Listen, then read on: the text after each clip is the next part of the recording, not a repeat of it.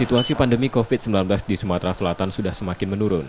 Namun dari 17 kabupaten dan kota, 13 daerah diantaranya masih menerapkan PPKM level 3. 4 daerah lainnya berada di level 2. Sejak puncak kasus terakhir 17 Februari 2022 lalu, yang sempat mencapai 1.200 kasus.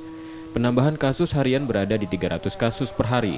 Penurunan juga terjadi di tingkat keterisian rumah sakit atau BOR sebesar 37%. Pemprov Sumatera Selatan mengharapkan tren turunnya kasus terus berlanjut agar level PPKM dapat turun signifikan khusus menjelang Ramadan. Di Sumatera Selatan alhamdulillah yang masih ada 4 kabupaten kota yang level 2 dan ada 13 yang berada di level 3.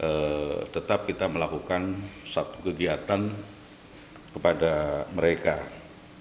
Sehingga kita harapkan mudah-mudahan di bulan Ramadan nanti kalau melihat tren sekarang terus menurun, maka kami yakin nanti tidak lama lagi kita akan segera ke level 1 yang berarti kita bisa melakukan kegiatan ibadah puasa dan ibadah tarawih serta ibadah-ibadah yang lain, mudah-mudahan tidak terganggu. Sementara itu, Pemprov Sumsel tengah mengupayakan percapaian vaksinasi dosis kedua, yang kini baru mencapai 67%, serta vaksinasi booster yang baru menyentuh 3,7%. M. Rizky Nurmizan, Kompas TV, Palembang, Sumatera Selatan.